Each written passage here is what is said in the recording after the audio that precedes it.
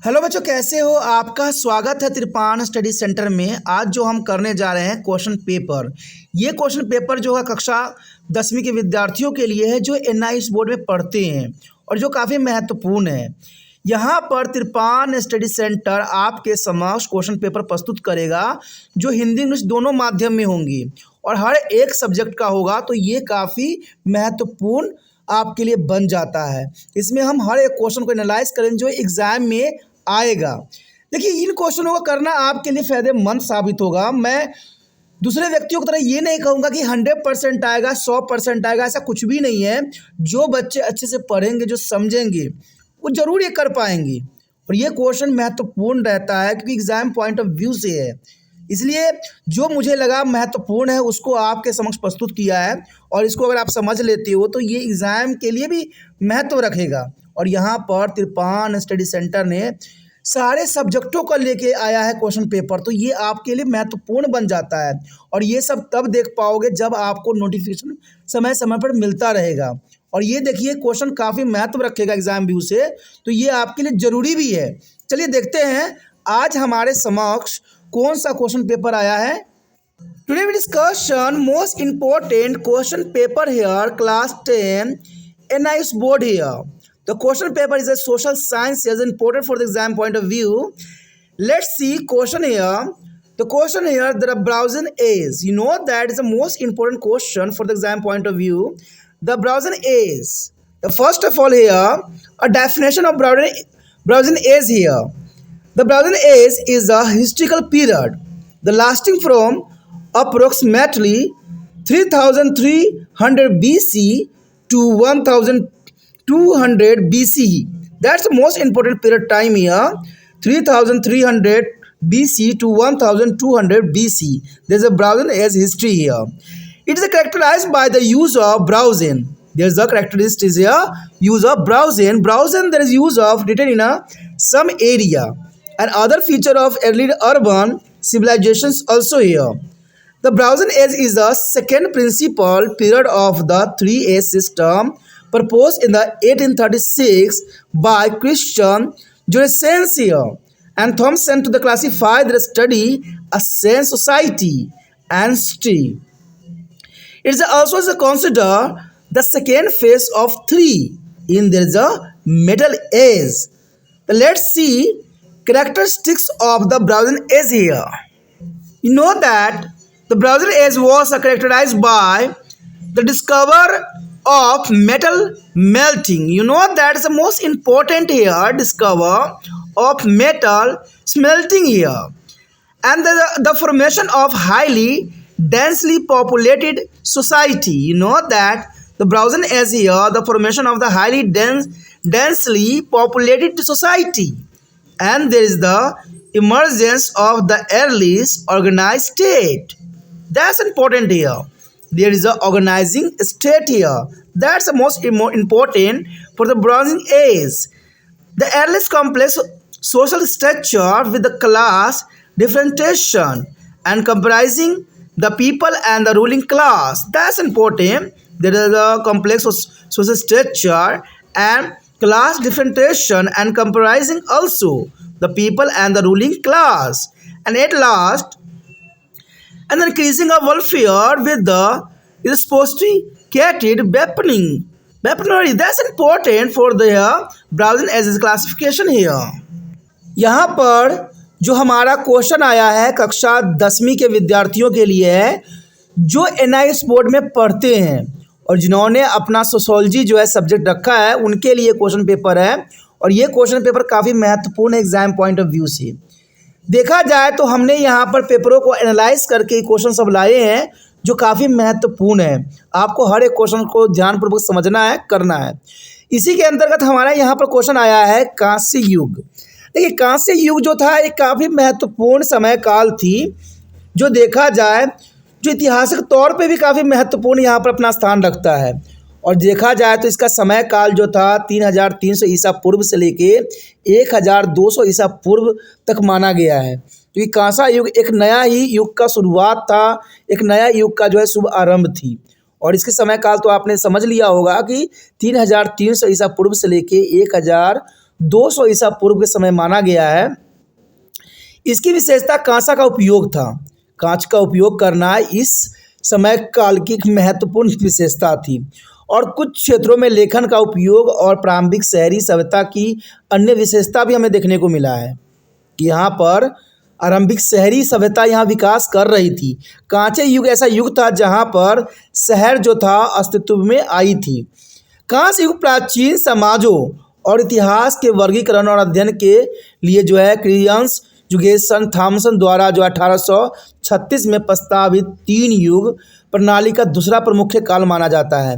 यानी देखा जाए तो बहुत से थिंकर्स ने इसको डिफरेंट जो है समय काल में विभक्त किया है और इसे धातु युग में 3 में से दूसरा चरण भी माना जाता है। कांसा युग जो था धातु युग में से 3 में से दूसरा चरण माना जाता है। तो आप समझ सकते हो कांस्य युग का कितना महत्वपूर्ण बात रही है। देखा जाए तो कांस्य युग की यहाँ पर हम विशेषता पर भी जो एनालाइज करेंगे। तो चलिए देखते हैं कांस्य युग की क्या विशेषता है। देखा जाए तो कांस्य युग की विशेषता, कहते हैं कांस्य युग की विशेषता सबसे महत्वपूर्ण पहला पॉइंट तो यही आता है कि धातु गलाने की खोज। कांसा युग देखा जाए तो उन युगों में से था जो कि 3 धातु युग के अंतर्गत जो है तीसरा में से दूसरा चरण था जिसमें धातु को गलाने की खोज हुई।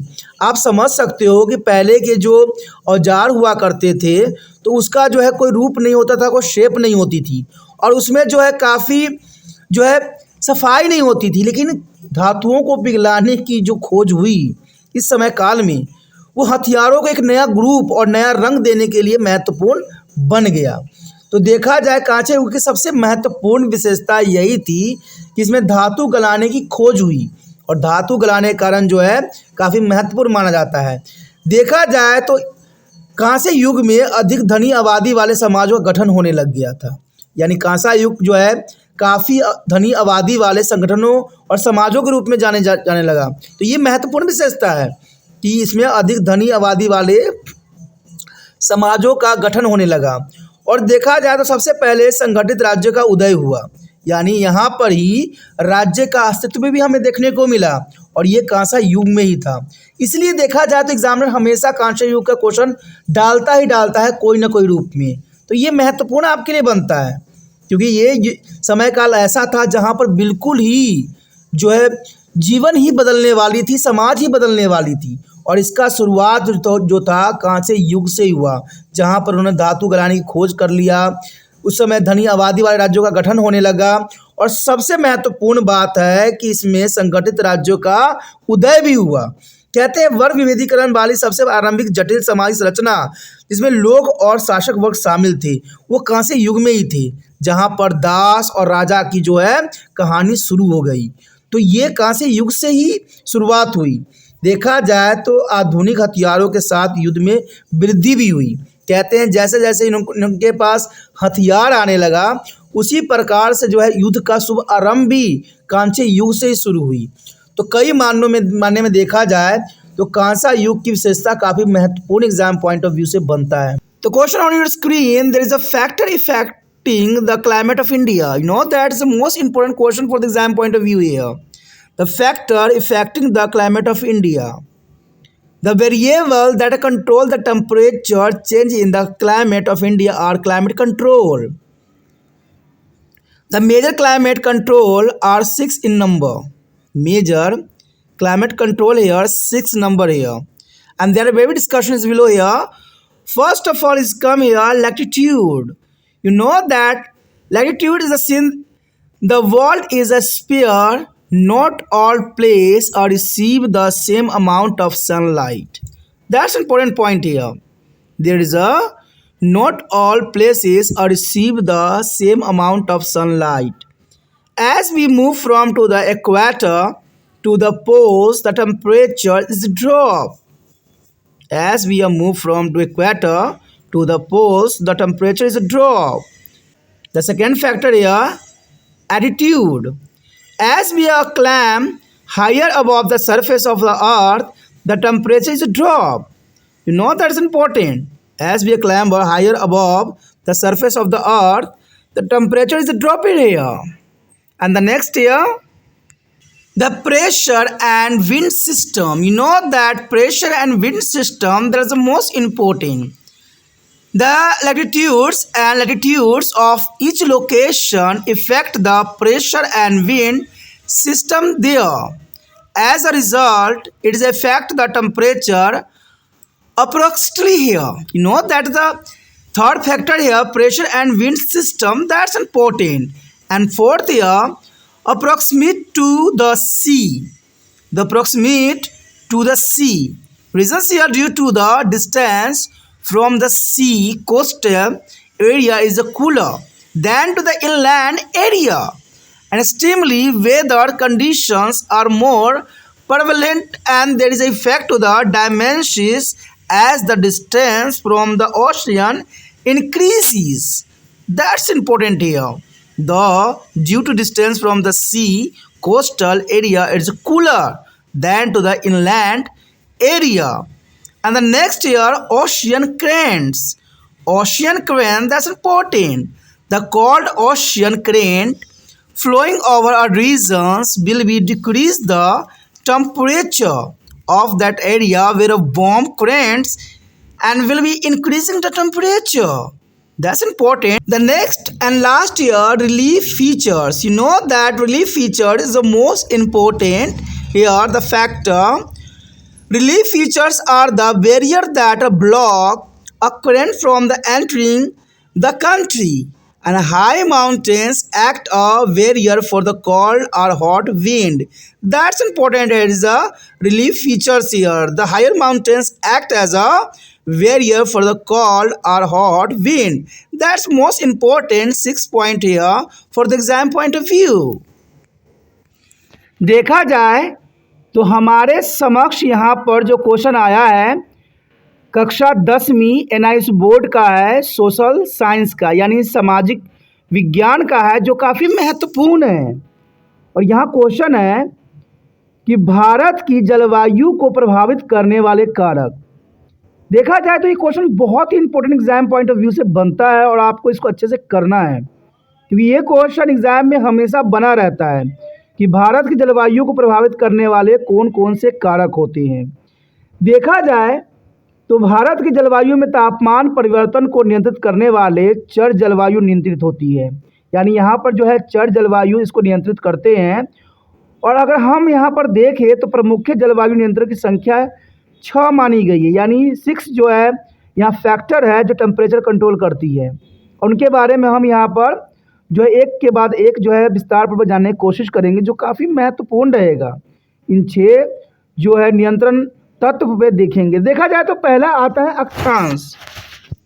देखिए, किसी भी देश का जलवायु को प्रभावित उसका अक्षांश करता है। आपने ग्लोब देखा होगा, जो जैसे ग्लोब पे पड़ता है उसी अनुसार वहाँ की जलवायु होती है। क्योंकि पहला हमारा अक्षांश है, क्योंकि दुनिया एक गोला है। दुनिया देखा जाए तो एक गोल है और इसलिए सभी स्थानों को सामान्य मात्रा में सूर्य का प्रकाश नहीं मिलता है। आपको मैं बता दूं, कुछ ऐसे भी अक्षांश है जहां पर सूर्य की रोशनी पहुंचती ही नहीं है कभी, और कुछ ऐसा भी स्थान है जहां पर 6 महीने सूर्य की रोशनी होती है और 6 महीने अंधकार होता है। और आप ये सब जान के हैरान हो जाओगे, और ये सब कहीं ना कहीं पृथ्वी गोल होने के कारण है। जैसे जैसे हम भू मध्य रेखा के ध्रुव की ओर बढ़ते जाते हैं, तापमान गिरता जाता है, और उस क्षेत्र को हम ग्लेशियर के नाम से जानते हैं, क्योंकि तापमान वहाँ पर गिरता जाता है और वो ठंडे इलाके क्षेत्र में आ जाता है। तो ये कहीं ना कहीं अक्षांश का जो है प्रभाव हमें देखने को मिलता है, और इसी अक्षांश के कारण जो है गर्मी सर्दी बनती है। लेकिन भारत देखा जाए तो यहाँ पर हर तरह के जलवायु पाई जाती है, और ये महत्वपूर्ण है। दूसरी अगर बात पे हम ध्यान दें तो ऊंचाई। देखा जाए तो ऊंचाई जैसे जैसे हम पृथ्वी की सतह से ऊपर चढ़ते हैं, तापमान गिरता जाता है। आपने देखा होगा कि आप किसी ऊंचाई पे जाते हो, या माउंट एवरेस्ट या किसी पहाड़ पे जाते हो, तो वहाँ आपको ठंड महसूस होती है, क्योंकि जितना हम ऊंचाई पे आगे बढ़ेंगे वहाँ का तापमान गिरता रहेगा। और ये आपने कभी तीर्थ यात्रा किए होगे तो आपने देखा होगा कि आप ऊंचाई पे जाते हो तो वहाँ पर टेम्परेचर जो होता है आपके क्षेत्र से थोड़ा सा कम नज़र ज़रूर आता है, और ये आपने अनुभव भी किया होगा। तो इसलिए कहा जा सकता है कि ऊंचाई के साथ जो है तापमान गिरता रहता है। तीसरा जो है जलवायु के प्रभावित करने वाला कारक कौन है, चलिए देखते हैं। अगला हमारे समक्ष आया है दबाव और पवन प्रणाली। देखिए दबाव भी जो है जलवायु प्रभावित करने के लिए महत्वपूर्ण कारक हो सकता है। प्रत्येक स्थान का अक्षांश और ऊंचाई वहाँ के दबाव और पवन प्रणाली को प्रभावित करती है। ये तो आपने देखा ही होगा कि कई क्षेत्रों में जो है साल भर जो होते हैं वहाँ ठंडी रहते हैं, कई क्षेत्रों में जो है 6-6 मास का सर्दी और गर्मी होता है। तो ये सब कहीं ना कहीं अक्षांशों के अंतर्गत होता है और दबाव प्रणाली के अंतर्गत ही इसको प्रभावित करता है, और इसका परिणाम स्वरूप ये बनता है कि यह तापमान को उचित रूप से प्रभावित करती रहती है। क्योंकि दबाव और पवन, क्योंकि पवन ही हमारे भारत देश में जलवायु को परिवर्तन करने का प्रमुख कारक रहा है। पवन जिस ओर चलती है उसी प्रकार जो है यहाँ पर मौसम अपनी जो रुख बदलती है। तो आप समझ सकते हो कि दबाव और पवन प्रणाली जो है भारत की जलवायु को प्रभावित करने का प्रमुख कारक हो सकते हैं, और ये काफ़ी महत्वपूर्ण है। और सबसे महत्वपूर्ण बात ये रहता है कि समुद्र से निकटता, देखा जाए तो समुद्र से निकटता भी वहाँ की जलवायु को काफ़ी प्रभावित करता है, और ये महत्वपूर्ण बात है। देखा जाए तो समुद्र से दूरी के कारण तटीय क्षेत्र अंतर्देशीय क्षेत्र की तुलना में ठंडे होते हैं, और इसका कारण कहीं ना कहीं जो होता है, जो हवाएं चलती हो समुद्र से टकरा के जो वहाँ पर ठंडा करती है, तो ये काफ़ी महत्व रखता है। देखा जाए तो चरम मौसम की स्थिति अधिक प्रचलित है, और समुद्र से दूरी बढ़ने पर उसका प्रभाव कम हो जाता है। और जनरल सी बात है, देखिए जो क्षेत्र समुद्र से दूर है वहाँ का टेम्परेचर कुछ अलग ही होगा। तो ये भी बात काफ़ी महत्वपूर्ण है कि कौन कौन से राज्य जो हैं भारत के समुद्र के निकट है, तो वहाँ पर तापमान में आप काफ़ी अंतर देख सकते हो। तो ये समुद्र के निकटता के कारण ऐसा संभव हुआ है। उसके पश्चात देखिए तो महासागरीय धाराएं, देखा जाए तो भारत के तापमान को प्रभावित करने वाला महासागरीय धाराएं भी काफ़ी महत्वपूर्ण होता है। किसी क्षेत्र में बहने वाली ठंडी समुद्री धाराएं उस क्षेत्र का तापमान कम कर देगी, जबकि गर्म धाराएं तापमान बढ़ा देती है। और ये सब कहीं ना कहीं महासागरीय धाराओं के कारण ही ऐसा हुआ है कि महासागरीय धाराओं के कारण बहुत से ऐसे समुद्र की धाराएं हैं जो उस क्षेत्र को ठंडा कर देता है। और देखा जाए तो कई क्षेत्रों को गर्म धाराएं भी वहाँ के तापमान को बढ़ा देता है। तो ये महासागरीय धाराएं काफ़ी महत्वपूर्ण फैक्टर हो सकता है। चलिए देखते हैं अंतिम फैक्टर कौन सा है। उसके पश्चात हमारे समक्ष आता है राहत सुविधाएं। देखा जाए तो रिलीफ फैक्टर भी काफ़ी महत्वपूर्ण यहाँ योगदान देता है। राहत सुविधाएं वो बाधाएं हैं जो धाराओं को देश में प्रवेश करने से रोकती है।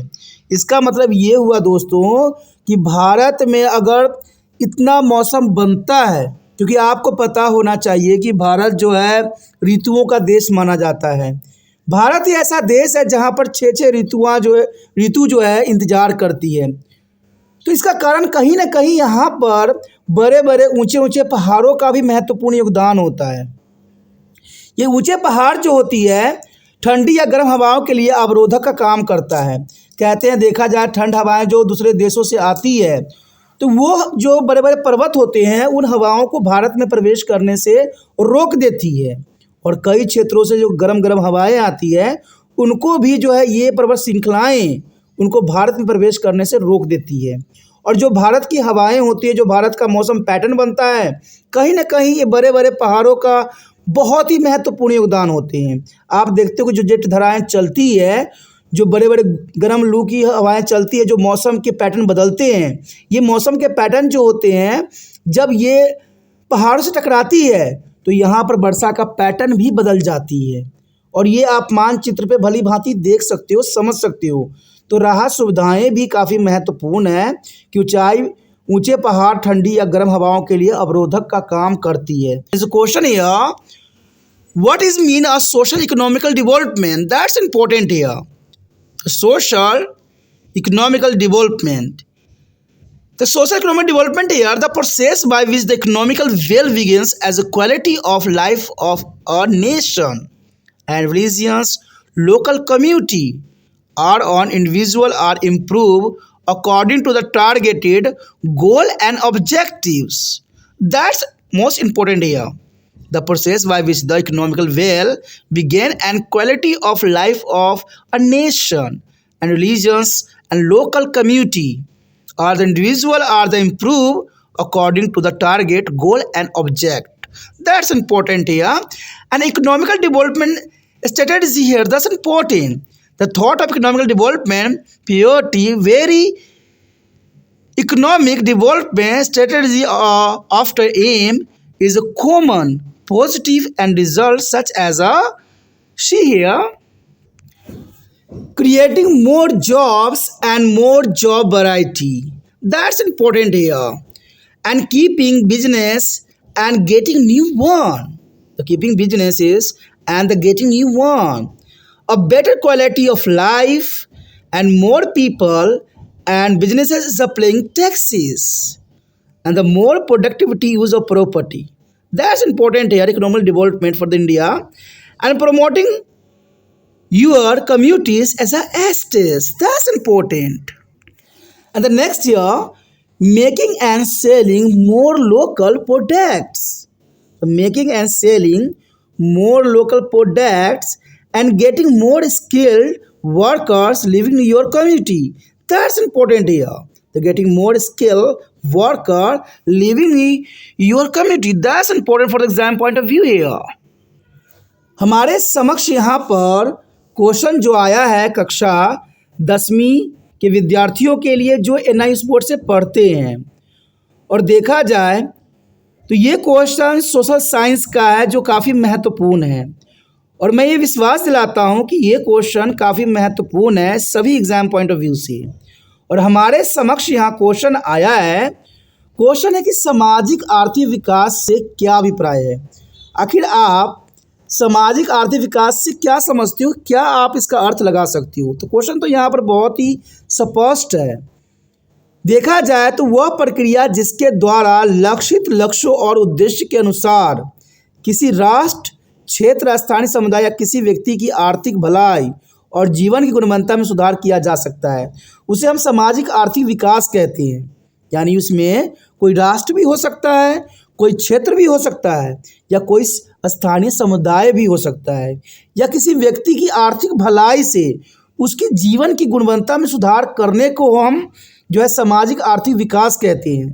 तो आप परिभाषा समझ गए होंगे कि किसी भी, चाहे वो राष्ट्र हो, क्षेत्र हो, स्थानीय समुदाय हो या कोई व्यक्ति हो, अगर उसके जीवन की गुणवत्ता में अगर हम सुधार करते हैं तो वो ही आर्थिक जो है सामाजिक आर्थिक विकास कहलाता है। और देखा जाए तो आर्थिक विकास रणनीति कुछ बातों पर यहाँ पर डिपेंड करती है। तो आर्थिक विकास रणनीति क्या है, देखा जाए तो हालांकि आर्थिक विकास की प्राथमिकता अलग अलग होती है। देखिए, आर्थिक विकास की प्राथमिकता हर क्षेत्र में अलग अलग होती है, एक जैसा नहीं होता है। आर्थिक विकास रणनीतियों का लक्ष्य अक्सर सकारात्मक परिणाम होते हैं। यानी राजनीतिक देखा जाए तो आर्थिक विकास की रणनीति में यही बात सम्मिलित होती है कि इसका जो है परिणाम हमेशा सकारात्मक होती है। लोग इसमें आगे से आगे बढ़ने की कोशिश करते हैं और ये काफ़ी महत्वपूर्ण है। चलिए देखते हैं वो कौन कौन से सकारात्मक परिणाम हैं जो इसको प्रभावित करती है। देखा जाए तो पहले रणनीति तो यही दर्शाता है कि अधिक नौकरियां और अधिक नौकरियों की विविधता पैदा करना। देखा जाए तो देश में अगर आर्थिक विकास हमें चाहिए, सामाजिक विकास करवाना है, तो देश में अधिक से अधिक नौकरियां और अधिक से अधिक जो है नौकरी विविधता पैदा करना बहुत ज़रूरी है। आप समझ सकते हो कि भारत में आज इतनी नौकरियां नहीं है जितने जो है आज नौजवानों की संख्या है, और ये लोग पढ़ लिख के भी नौकरियां हासिल नहीं कर पाते हैं। और कहीं ना कहीं सरकार की ही कुछ नीतियों के कारण ऐसा संभव हुआ है। देखा जाए तो आज शिक्षा क्षेत्र में सरकार की तरफ से बहुत ढीला रवैया अपनाने के कारण आज पढ़े लिखे नौजवानों की संख्या दिन पर दिन बढ़ता ही चला जा रहा है और सरकार इसके अंतर्गत नौकरियां नहीं निकाल पा रही है। तो ये बहुत बड़ा फैक्टर है। पहले के समय में देखा जाए तो 10वीं पास करना भी एक बहुत ही मुश्किल कार्य होता था और अभिभावक भी बहुत चिंतित होते थे जब बच्चा 10वीं क्लास में जाता था। लेकिन आज न तो अभिभावक चिंता होते हैं, न स्कूल के टीचर चिंतित होते हैं और न ही विद्यार्थी चिंतित होता है, क्योंकि उनको पता है कि वो कैसे भी पास हो ही जाएंगे। तो देखा जाए तो आज नौकरियां कम होने का कहीं ना कहीं कारण जो है सरकार के एजुकेशन क्षेत्र में जो है गलत रवैया है। अगर सरकार एजुकेशन क्षेत्र को संभाल ले तो मुझे लगता है कि पूरा देश संभल जाएगा। इससे बेरोजगारी की समस्या भी उत्पन्न नहीं होगी और लोगों को काम धंधा भी मिल जाएगा। क्योंकि एक विश्वास किया जाता है कि अगर बच्चा कोई भी कोर्स में एडमिशन करवा लेता है तो वो कोर्स आसानी से वो पास कर जाता है, और ये बहुत बड़ी गलत अवधारणा है हमारे देश में, और ऐसा होता भी है। तो ये सब कहीं ना कहीं जो है नौकरियों में विविधता पैदा करना भी सरकार के लिए रणनीति के अंतर्गत होना चाहिए। देखा जाए, अगर हम अगले पॉइंट की बात करें तो व्यवसाय बनाए रखना। देखिए, व्यवसाय बनाए रखना भी बहुत काफ़ी महत्वपूर्ण है, या नए व्यवसाय प्राप्त करना। भारत में जो कुटीर उद्योग खत्म हुई है तो इसका कहीं ना कहीं बेरोजगारी की समस्या उत्पन्न किया है, और ये रणनीति के अंतर्गत होना चाहिए भारत सरकार को कि व्यवसाय बनाए रखना, जो उनके पूर्वजों का व्यवसाय है उनको बनाए रखना, और पुरातन चीज़ों को इतना अधिक नहीं छोड़ देना। कहते हैं आधुनिक के आड़ में अगर आप पुरातन चीज़ों को छोड़ते चले जाते हो तो आने वाला समय में ऐसी समस्या होना एक आम सी बात देखने को मिल सकता है। देखा जाए तो जीवन को बेहतर गुणवत्ता पैदा करना। आज देखा जाए तो गरीब गरीब होता चला जा रहा है और अमीर होता जा रहा है, तो इसका कहीं ना कहीं जीवन की बेहतर गुणवत्ता के कारण ही हुआ है। तो इसके कारण जो है हमारे देश में रोजगारी जो रहेगा, बेरोजगारी की समस्या दिन पर दिन बढ़ता ही चला जाएगा। इसमें कोई दो राय नहीं है कि जीवन की बेहतर गुणवत्ता में सुधार करना भारत सरकार की पहली रणनीति होनी चाहिए। देखा जाए तो अधिक लोग और व्यवसाय कर चुका रहे हैं, तो ये काफ़ी महत्वपूर्ण है कि अधिक लोग जो है व्यवसाय करके कर भारत सरकार को चुका रहे हैं। और भारत सरकार की रणनीतियों में बहुत बदलाव देखने को मिला है कि आज हमें कर तो देना ही पड़ता है, साथ में जीएसटी बहुत तरह के जो है लोग लूट रहे हैं। कोई सामान अगर कम कीमत पे होता है उस पर अगर जीएसटी चढ़ा दिया जाए तो सरकार को बहुत मुनाफा होती है, लेकिन मैं देख रहा हूँ यहाँ पर कि सरकार भारत की भलाई में कम इस्तेमाल कर रही है और इन जीएसटीओ को जो है इलेक्शन के क्षेत्रों में अधिक उपयोग कर रहे हैं। तभी अगर आप नेट में कहीं भी खोल लीजिए, आज भारत सरकार के प्रचार ही नज़र आता है। तो इसका मतलब क्या हुआ कि भारत सरकार यहाँ पर देश के पैसा को जो है गलत उपयोग कर रहा है, और सारे के सारे जीएसटी के रूप में इन्होंने अच्छे खासे अपने खजाने भर लिए हैं। तो ये गलत है, ये देश के लोगों को लूटने का ये बहुत बड़ा जो है षड्यंत्र है, जो नहीं होना चाहिए। कहते हैं आपके पक्ष जो पैसे जाते हैं वो कर के रूप में जाते हैं, और कर का इस्तेमाल जो है जनता की भलाई के लिए होना चाहिए। आपने एक नया रूल लिया है जीएसटी, तो उस पर और आपने और भी दुगना उस पर पैसा चढ़ा दिया, जिसके कारण आम गरीब बंदों को कोई भी सामान खरीदना पड़ता है। वहाँ पर दुकानदार जो है जीएसटी के नाम पे बहुत पैसे वसूल रहा है, जो सही नहीं है। क्या पहले जीएसटी नहीं था तो क्या लोग जीते नहीं थे? तो ये बहुत सी समस्याएं हैं जो आज जो है भारत सरकार को रणनीतियों में शामिल होना जरूरी है। उसके पश्चात देखें तो संपत्ति का अधिकार उत्पादक उपयोग करे। जो संपत्ति का अधिकार है और जो उत्पादक होते हैं उसका उपयोग करना रणनीति के अंतर्गत होना चाहिए। देखा जाए तो अपने समुदाय की संपत्ति को बढ़ावा देना, जो अपने समुदाय की संपत्ति है हमें उसको बढ़ावा देना ही काफ़ी महत्वपूर्ण माना जाता है। आपके क्षेत्र में जो संपत्ति आपका है उसको आप अच्छे से कीजिए, उसको बढ़ावा दीजिए, ये रणनीति के अंतर्गत होना चाहिए। अधिक स्थानीय उत्पादन बनाना और बेचना, हमें जितना स्थानीय उत्पादन बनाएंगे उसको बेचेंगे, उससे जो है भारत की आर्थिक व्यवस्था काफ़ी सुधरेगी। और मैं तो हैरान होता हूँ कि हमारा देश की सरकार जो है विदेशी चीज़ों को बहुत ही अपनाते हैं और भारतीय चीज़ों को जो है नकारते हैं। ये गलत है। देखा जाए तो आप लोग भी जितने होते हो विदेशी मोबाइल इन चीज़ों के प्रति बहुत ही आकर्षण आप लोग का भी बढ़ता चला जा रहा है, जिसके कारण जितने भी हमारे भारत में पैसे होते हैं वो विदेश में चले जाते हैं, जिसके कारण भारत की जो है अर्थव्यवस्था बहुत ही कमज़ोर हो जाती है। और ये सोचने वाली बात है।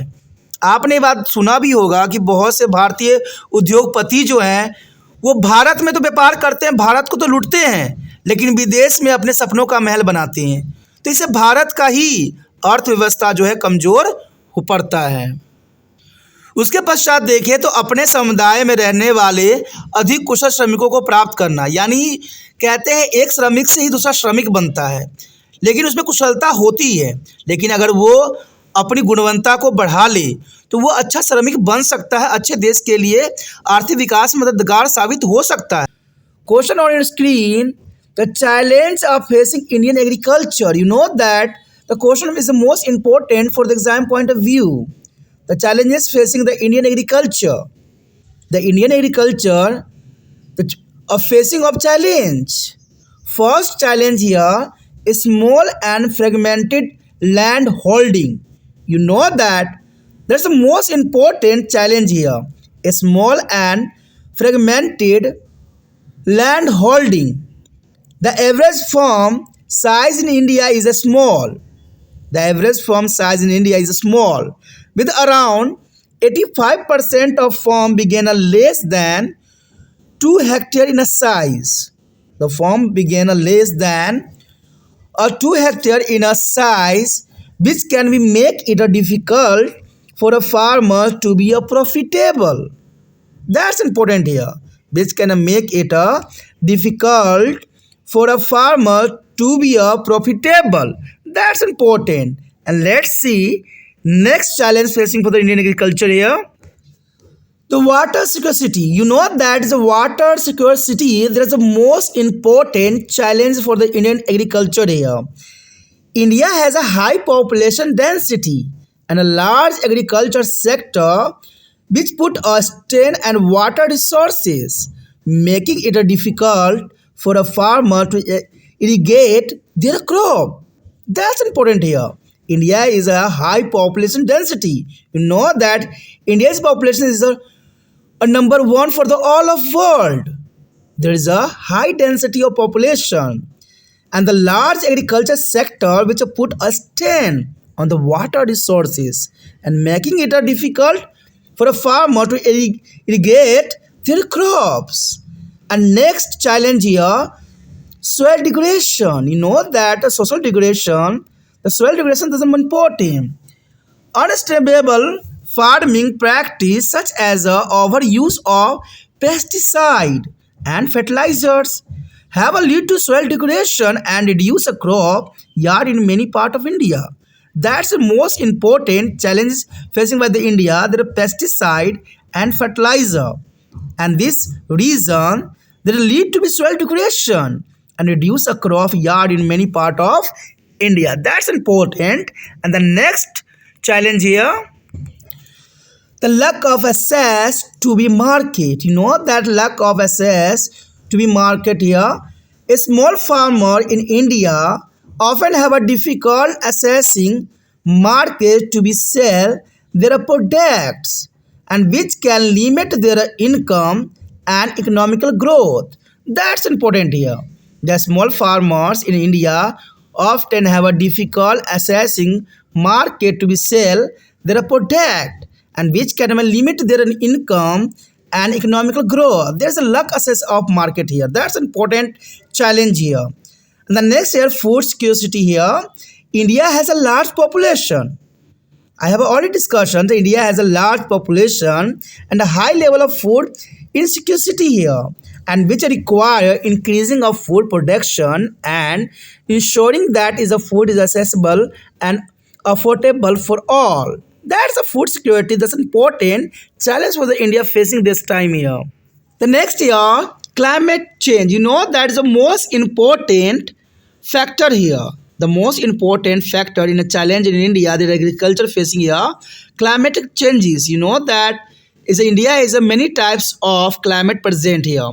India is a particularly unable to be the impact of climate change, such as a changing of weather pattern. You know that the weather pattern is changing. There is the most important challenge, and increasing the frequency of extremely weather event. You know that increasing a frequency of extremely weather event which can reduce a crop yard and make a farming more difficult. The climate change there is a facing of farmer of very difficulty. The next year, pest and disease. You know that pest and disease there is the most important challenge facing by the Indian agriculture. Pest and disease. The pest and disease can have a significant impact on crop yard in India, and they are difficult to control due to the lack of effective pest management system in place. You know that there is a pest in India, there is a not a lack of effective. That's important here. And the next here, labor storage. The labor storage is the most important factor here. Many farmers in India are facing labor shortage as a result of immigration policy and the lack of interest in a farming as a career. You know that's important here. The labor shortage. The many farmers in India are facing labor shortage as a result of immigration policy and lack of interest in a farming as a career. And here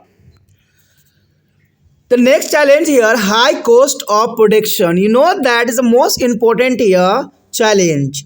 High cost of production. The cost of production in increasing, including the cost of input such as a seeds, fertilizer, and fuel. That's important here. The increasing of production, then including the cost of input as a seeds, fertilizer, and fuel, which can make it difficult for the farmer to be a profitable. That's important here. The high cost of production, you know that. And the next challenge here, technological gap. Technological gap, that is the most important factor. The challenges of Indian agriculture. You know that not all farmers in India have access to advanced technologies. That's important here. The not all farmers in India have access to be advanced technology such as a precision agriculture, which can be limit their ability to increase productivity and efficiency. That's important here. There's a limit. There is ability to increase productivity and efficiency. That's important here. यह question जो हमारे समक्ष आया है ये कक्षा 10वीं के लिए है, जो बच्चे एनआईएस बोर्ड में पढ़ते हैं और जिन्होंने सामाजिक अध्ययन यानी सामाजिक विज्ञान जो ले रखे हैं उनके लिए काफ़ी महत्वपूर्ण क्वेश्चन है। और हमारे समक्ष यहाँ क्वेश्चन जो आया है वो काफ़ी महत्वपूर्ण है और क्वेश्चन है कि भारतीय कृषि के समक्ष चुनौतियाँ। देखा जाए तो भारतीय कृषि के समक्ष कौन कौन सी चुनौतियाँ आई है। भारत में कृषि होना एक बहुत ही महत्वपूर्ण व्यवसाय में से एक माना जाता है, लेकिन ऐसे बहुत से कारक हैं और बहुत सी चुनौतियां हैं जो भारत कृषि को काफ़ी प्रभावित करती है, क्योंकि भारत के कृषि करने की पद्धति जो है पुरानी है, जिसके कारण बहुत सी चुनौतियों का सामना करना पड़ता है। देखा जाए तो पहला चुनौती तो यहाँ पर आता है कि छोटी और खंडित भूमि जोत। आपको पता ही होगा कि भारत में बंटवारे का जो सिलसिला है वो पुराने समय का है। अगर माता पिता के पास 2 पुत्र हैं और ज़मीन 1 एकड़ है तो उसमें से आधा आधा एकड़ जो है बंटवारा हो जाती है। अगर उनके बच्चे की भी 2 बच्चे हैं तो आधा में से 2 हिस्से लग जाते हैं दोनों साइड। तो इसके कारण क्या होता है कि छोटा जोत हो जाती है और खंडित भूमि हो जाती है। भारत में औसतन खेत का आकार छोटा ही है। खेत का आकार देखा जाए तो भारत में बहुत ही छोटा छोटा देखा गया है और लगभग 85% खेत जो है 2 हेक्टेयर से कम है। 85%। तो आप समझ सकते हो कि भारत में कितना भूमि जो है खंडित है और खंडित भूमि पर कृषि करना बहुत ही दुष्कर्म कार्य है। तो भारतीय कृषि के लिए सबसे बड़ी चुनौती तो ये है। और देखा जाए जैसे किसानों के लिए लाभदायक होना मुश्किल हो सकता है, क्योंकि आपको तो पता है कि अगर बड़े बड़े ज़मीन की जोत होती है तो उस पर जो है आसानी से आधुनिक ट्रैक्टर चल सकती है, लेकिन वही छोटी छोटी ज़मीन में कन्वर्ट हो जाए तो उसमें कृषि करना बहुत ही दुष्कर्म कार्य होता है। अगर आप चाइना चले जाएं, आप अमेरिका चले जाएं, कहीं भी चले जाएं तो ऐसा आपको देखने को नहीं मिलता है। वहाँ पर कृषि जोत जो होती है बड़े बड़े होते हैं, इसलिए वो हर तरह के आधुनिक जो है औजारों का उपयोग बहुत भली भांति कर सकती हैं। लेकिन भारत में ऐसा नहीं है। अगर मान लीजिए ज़मीन का टुकड़ा बहुत छोटा है, अगर आप उस पर हल चला रहे हो तो शायद आपका ट्रैक्टर उस पर चलेगा नहीं, तो आपको जो है अपने हाथों से ही उसको खुदाई करना पड़ जाएगा। तो ये बहुत बड़ी समस्या है भारतीय कृषि के लिए कि छोटे और खंडित भूमि का जोत होना। दूसरी बात अगर चुनौतियों के रूप में देखें तो पानी की कमी। आपको तो पता ही है कि भारतीय कृषि जो है अक्सर जो है आसमान की तरफ टकटकी लगाकर देखते रहते हैं कि कहते हैं ऊपर वाले अगर बरसात करेंगे तो इनकी कृषि होगी। तो ये कहीं ना कहीं जो है भारतीय कृषि के लिए चुनौती है, यानी पानी की कमी। भारत में जनसंख्या घनत्व अधिक है और देखा गया है कि कुछ समय में भारत जो है नंबर 1 जनसंख्या घनत्व में आ गया है। और कृषि क्षेत्र बड़ा है जो जल संसाधनों पर दबाव डालता है, जिससे किसानों के लिए अपनी फसल की सिंचाई करना मुश्किल हो जाता है। देखा जाए तो भारतीय जनसंख्या के लिए जो है इतने फूड उत्पादन करना बहुत बड़ी चुनौती है भारतीय कृषि के लिए, और इसमें पानी की कमी बहुत बड़ी चुनौती जो है खड़ा कर रही है। देखा जाए तो आज कई क्षेत्र भारत के ऐसे हैं जो सूखे के चपेट में होते हैं, और कई क्षेत्र ऐसे हैं जो बर्फ़ के में से ढके होते हैं, और कुछ ऐसे भी क्षेत्र हैं जो साल भर पानियों से भरे रहते हैं। तो ऐसे में भारतीय कृषि के समक्ष चुनौती होना एक स्वाभाविक और आम बात बन जाती है। चलिए देखते हैं आगे चुनौती क्या है। उसके पश्चात हमारे समक्ष आता है मृदा संरक्षण, यानी मिट्टी का संरक्षण करना। देखा जाए तो भारतीय कृषि के लिए मृदा संरक्षण होना एक बहुत बड़ी समस्या उत्पन्न कर रही है। इसका कारण कहीं ना कहीं कीटनाशकों और उर्वरकों को अत्यधिक उपयोग है। आपको तो पता ही होगा कि भारत में जिस प्रकार जनसंख्या बढ़ रही है उनके लिए खाद्य उत्पादन करना एक बहुत बड़ी चुनौती थी। तो हमने जो है हरित क्रांति को प्राप्त किया, और हरित क्रांति सिर्फ एक नाम नहीं है।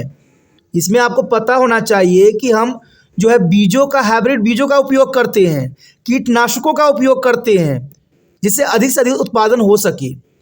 तो इसका प्रभाव कहीं ना कहीं मृदा संरक्षण के ऊपर जरूर पड़ता है। जैसे देखिए कीटनाशकों और उर्वरकों को अत्यधिक उपयोग होता है, जिससे अधिक से अधिक जो है हम फसल प्राप्त कर सके।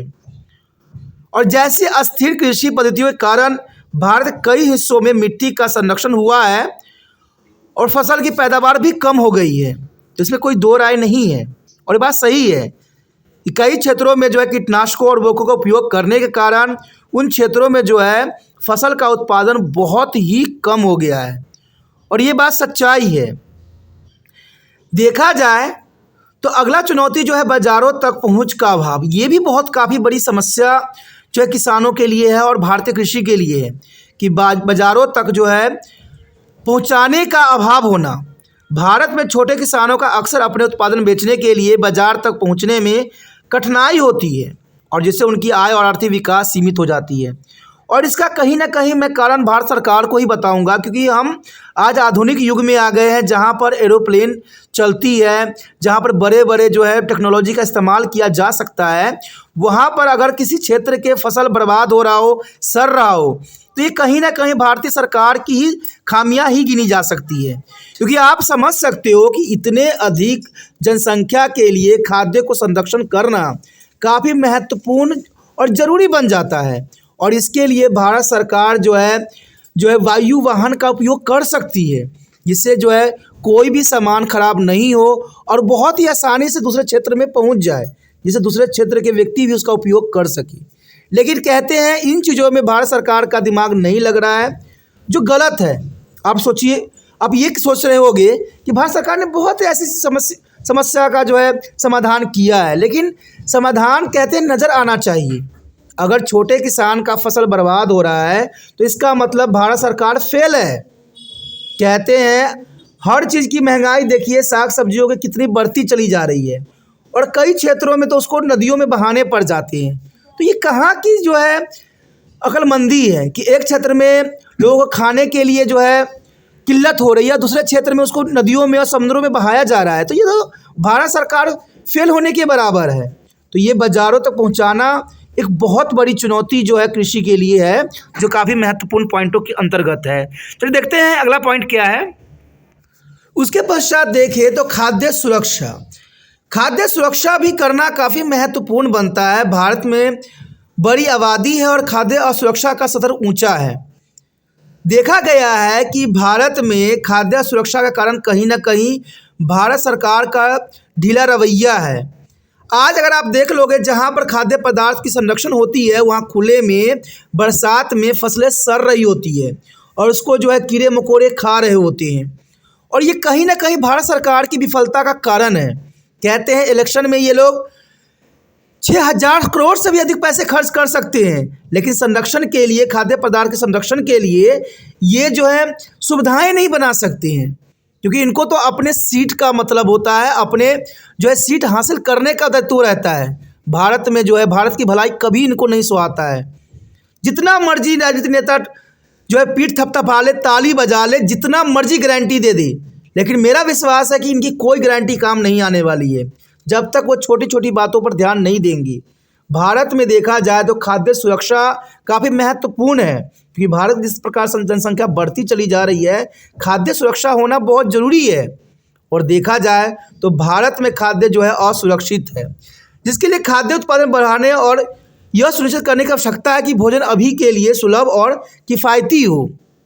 मैंने आपको बताया कि बहुत से ऐसे खाद्य स्टोर जगह है जहां पर खाद्य सड़ती गलती रहती है और भारत सरकार सिर्फ टकटकी लगा के देखती रहती है, तो ये गलत है। कहते हैं किसान बहुत ही मुश्किल से उसको उत्पादन करता है। अगर बेशकली आपने खरीद लिया है तो इसका मतलब ये नहीं है कि आप इसको बर्बाद कर दो, क्योंकि उत्पादन करना बहुत कठिन कार्य होता है। धरती में से उगी है, आपने खरीदा है तो उसको सही और भली भांति उपयोग करना सीखो। कहते हैं अगर आपके पास इतनी खाद्य पदार्थ है और उसको आप नहीं संभाल सकते तो भारत के गरीबों में बांट दो, जिससे वो गरीबों के पास संरक्षित रह सके। लेकिन भारत सरकार ऐसा नहीं करती है। आपने बांटना भी नहीं है तो उनको कुछ कम कीमत पे दे दो। कहते हैं अगर आप किसी क्षेत्र में चले जाइएगा ना तो उसी चीज़ का कीमत 2 से 3 गुना मिल जाती है, जो गलत है। तो इससे ये होगा कि हर क्षेत्र में जो है सामान्य रेट होगा। महंगाई बढ़ी नहीं है, महंगाई को बढ़ाई गई है। मैंने तो ये इतना भी सुना है कि खाद्य पदार्थ जो होते हैं न जाने कितने टन जो है कीड़े मकोड़े ख़राब कर देते हैं, न जाने कितने टन जो होते हैं बारिश के कारण ख़राब हो जाता है, और कई कई टन जो हमें समुद्र में भी फेंकना पड़ जाता है। तो ऐसा आखिर क्यों? कहते हैं उन चीज़ों के लिए इतनी महंगाई है और आप ऐसे ही इसको बहा रहे हो, तो ये गलत है। इसको हर एक व्यक्ति तक पहुंचा दीजिए। मैं ये नहीं कह रहा हूँ कि इसको फ्री में पहुंचाइए, आप 5 किलो गेहूँ मुफ्त में दीजिए, आप इसको कीमत पे ही बेचिए। जो आपने सरकारी रेट से खरीदा उसी कीमत में बेचिए, कम से कम ये संरक्षित तो हो जाएगी ना। कहते हैं आम गरीब बंदा जो है अन्न के दानों की कीमत समझती है, लेकिन बड़े बड़े लोग अन्न के दाने की कीमत नहीं समझते हैं, और ये बहुत दुखदायक परिस्थिति है। उसके पश्चात आता है जलवायु परिवर्तन। देखा जाए तो किसानों के लिए सबसे बड़ा चुनौती जो है जलवायु का परिवर्तन होना। भारत विशेष रूप से जलवायु परिवर्तन को प्रभाव के प्रति संवेदनशील है। जैसा कि मौसम के बदलते पैटर्न और चरम मौसम की घटनाओं की आवृत्ति में वृद्धि हुई है, जो फसल की पैदावार को कम कर सकती है और खेती को और अधिक कठिन बना सकती है। जैसे कि आपने देखा ही होगा कि बेमौसम बरसात हो जाती है, बेमौसम जो है धूप तेज गिरने लग जाते हैं। तो इससे ये हो रहा है कि जलवायु परिवर्तन होता चला जा रहा है। जिस प्रकार हमने जलवायु को प्रभावित किया है, उसके पश्चात आता है कीटों एवं रोग। देखिए भारतीय फसल को, अगर भारतीय कृषि को कोई प्रभावित किया है तो वो कीट और रोग हैं।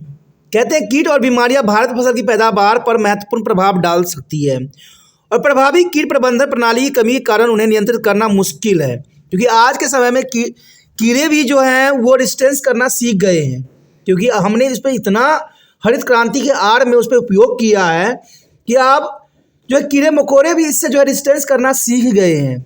और देखा जाए तो ऐसे बहुत से जीव जंतु हैं जो ख़त्म हो गए हैं, जो कीड़े मकोड़ों को भली भांति खा जाया करते थे। यानी हमने कहीं ना कहीं आहार श्रृंखला में जो है डिस्टर्बेंस पैदा कर दी है, जिस कारण जो है आज हर तरह के रोग हमें देखने को मिल जाता है। पहले के समय में अगर कोई जीव जंतु मरता था तो गिद्ध जो होती थी उसके मांस नोच कर जो है खा जाया करती थी, लेकिन आज यही जो जीव जंतु मरते हैं तो रोडों किनारे सड़े गल रहे होते हैं, जो हमारे जीवन पे भी काफ़ी प्रभावित करता है, और इससे फसल तक भी प्रभावित होते हैं। देखा जाए तो जो कीड़े मकोड़े हुआ करते थे तो नेचुरल रूप से जो है पक्षियाँ उनको खा जाया करते थे, लेकिन हमारे आधुनिकता के आड़ में और 5G के चक्रव्यूह में हमने सभी पक्षियों को मार के रख दिया है। कहते हैं ये लोग ना तो कोई फिल्म से ज्ञान प्राप्त कर सकते हैं, न ही अपने जीवन को एनालाइज कर सकते हैं कि ये जीव जंतु हमारे लिए कितने महत्वपूर्ण हैं, कहते हैं कुदरत ने अगर इन चीज़ों को बनाया है तो कुछ सोच समझ के बनाया होगा, क्योंकि ये आहार श्रृंखला में अपना महत्वपूर्ण योगदान देती हैं। लेकिन लोगों की गलतियों के कारण, लोगों के बेवकूफ़ियों के कारण और सरकार की मूर्खता के कारण ये जीव जंतु आए दिन नष्ट हो रहे हैं। आप सोचिएगा कि भारत सरकार ने तो बहुत से रूल बनाए हैं इन जीव जंतुओं के लिए, तो ये बहुत ही दुर्भाग्यपूर्ण बात है। मैंने भी एक बार कोशिश करके देखा था, एक गाय को चोट लगा हुआ था, तो इसको लिए मैंने कॉल किया इसके संरक्षण डिपार्टमेंट को, तो उन्होंने कोई जवाब नहीं दिया, कोई रिस्पॉन्स नहीं दिया। तो इससे पता लगता है कि सरकार ने विभाग तो बना रखी है, लेकिन उसमें कार्य करने वाले लोग, उनको कोई परवाह नहीं है। ना सरकार को परवाह है, क्योंकि सरकार उन पर अगर डंडा देती तो जर्नल सी बात है, वो जरूर कोई रिएक्शन करती। लेकिन आजकल जीव जंतु कोई ध्यान देने वाला नहीं है। सिर्फ ये लोग जो है किताबी बातें और सिर्फ रूल रेगुलेशन में ही नज़र आते हैं, और सिर्फ टीवी पे ताल ठोक के जो है अपना जो है महत्वपूर्ण अपनी तरक्की का जो है बखान कर रहे होते हैं। तो कहते हैं ना तो कोई सरकार ने अच्छे कदम उठाए हैं जीव जंतु के प्रति, न उठाने वाले हैं, जिनके कारण देखा जाए तो कहीं ना कहीं नुकसान जो है एग्रीकल्चर को ही उठाना पड़ेगा। क्योंकि कहते हैं ना, बायोडिग्रेडेबल चीज़ें बहुत इंपॉर्टेंट होती है। जीव जंतु अगर कीड़े मकोड़ों के खा लेते हैं और इसके कारण कई बीमारियों से हम भी बच जाते हैं। लेकिन अगर हम कीड़े को मारने के लिए खादों का इस्तेमाल करते हैं, पेस्टिसाइड का यूज़ करते हैं, तो इसका प्रभाव हमारे जीवन पे भी पड़ेगा, वो हम पे भी इफेक्ट डालेगा। ये नहीं कि सिर्फ कीड़े मकोड़े मरेंगे, हमारे भी जो है शरीर में बहुत तरह के नुकसान पैदा हो सकता है। और ये आप बखूबी जानते हो, इस बात को मुझे एनालाइज करने की ज़रूरत नहीं है। आगे देखें, श्रम की कमी। भारत में कई किसान प्रवासन नीतियों और करियर के रूप में खेती में रुचि की कमी के कारण, श्रमिक की कमी के कारण सामान्य कर रहे हैं। तो बात यहाँ पर बहुत महत्वपूर्ण है। आज देखिए, जो पहले के समय कृषि करते थे, उनके आज बच्चे जो है विदेशों में जाने के सपने देख रहे हैं, जिसके कारण क्या होता है कि ये ज़मीन जो होते हैं वो बेच देते हैं बड़े बड़े जो है कंपनियों को, और ये कंपनियां जो है इसमें बड़े बड़े महल खड़ा कर देती है। तो ये भी कहीं ना कहीं कमी हो गई है। आज श्रमिक कोई नहीं बनना चाहता है। तो मैं तो यही बात यहाँ पर बताने की कोशिश करता हूँ कि आज ये ज़मीन जो होना चाहिए सरकार के हाथ में होना चाहिए, या इसको ऐसा कुछ करना चाहिए जिससे इसकी जोत जो है एक हो जाए, इसकी काफ़ी बदल जाए। देखा जाए तो आज बड़े बड़े किसान जो हैं ज़मीनों को बेच बेच के विदेशों में अपना महल खड़ा कर रहे हैं, और जिनके कारण यहाँ पर जो ये बड़े बड़े कंपनियाँ होती है, आपने देखा भी होगा, आप किसी भी शहर के जो है गांव के क्षेत्र में चले जाओ, बड़े बड़े कंपनियाँ जो है ज़मीन खरीद रही है और यहाँ पर तरह तरह के मॉल, फैक्ट्रियाँ बना रही है, जो अपने धंधे और अपने व्यापार के लिए उन्होंने सुविधा बना लिया है। और इसके कारण श्रमिक की कमी होती चली जा रही है, और श्रमिक की कमी होगी तो जनरल सी बात है, इसका जो है एग्रीकल्चर पे बहुत ही प्रभाव हमें आने वाला समय में देखने को मिल सकता है। उसके पश्चात अगर हम चुनौती की बात करें तो उत्पादन की उच्च लागत। देखा जाए तो उत्पादन की लागत बढ़ रही है, जिसमें बीज, उर्वरक और ईंधन जैसे इनपुट की लागत भी शामिल होता है, जिससे किसानों के लिए लाभप्रद होना मुश्किल हो सकता है। तो जैसे कि आपको पता ही होगा कि जिस प्रकार खाद्य पदार्थ की मांग बढ़ती चली जा रही है, किसान जो है उसमें हर तरह के खाद्य उर्वरकों का इस्तेमाल करते हैं, और वो भी कम अमाउंट में नहीं करते हैं, अधिक अमाउंट में करते हैं, जिससे उनके फसल में अधिक से अधिक उत्पादन हो सके। और इवन देखा जाए तो पहले के समय में जो उत्पादन होती थी उसी को बीज के रूप में संभाल लिया जाता था, लेकिन आज के समय में ऐसा नहीं है। आज के समय में बीज भी जो होता है हाइब्रिड होता है, यानी देखा जाए तो आज हम हर चीज़ को जो है बर्बाद करते जा रहे हैं। कहते हैं पहले के समय में केला में भी बीज हुआ करता था, अंगूर में भी बीज हुआ करता था, लेकिन लोगों के मूर्खता के कारण सब कुछ खत्म हो गया है, तो हम कलम पे आश्रित हो गए हैं। कहीं ऐसा समय ना आए कि गेहूं के भी हमें कलम लगाना पड़ जाए, तो ये बहुत भी बड़ी दुर्भाग्यपूर्ण होगा। जिस दिन अगर गेहूं और चावल में अगर आपने कलम लगा के उगाने लग गए तो सोचिएगा कि जीवन ही खत्म हो जाएगा, ये भारत क्या पूरा विश्व खत्म हो जाएगा। और मुझे विश्वास है कि कुछ समय ऐसा आएगा, क्योंकि जैसे लोग ने अपने कहते हैं हरित क्रांति के आड़ में HYV सीडों पर निर्भर हो गए हैं, तो ऐसा समय आना कोई बड़ी बात नहीं है, क्योंकि जो बीज पहले लोग बोया करते थे आज उसकी गुणवत्ता कम गई है। आज अगर आप खेतों में जो है उपजे हुए बीजों को डालो तो उसमें से कोई फसल नहीं आती है।